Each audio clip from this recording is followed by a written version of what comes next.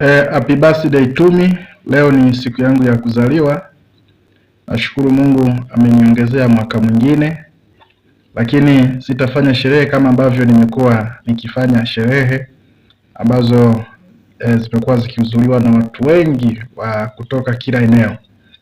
Sababu ambayo inanifanya nisifanye sherehe nimekaa nikawaza, nikatafakari. Mimi nyumbani ni mtoto wa kwanza ambaye wazazi wangu walimaliza miaka 5 bila kupata mtoto, baadaye wakanipata mimi.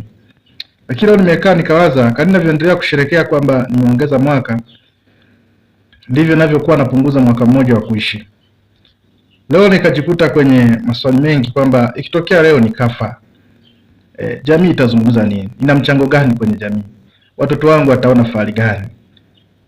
Sasa nilipo tafakari haya akanifanya nisifanye sherehe, bali nikae nitathmini, niangalie cha kufanya ambacho nitakiacha kwenye jamii kama alama. Ni hilo tu. Asante.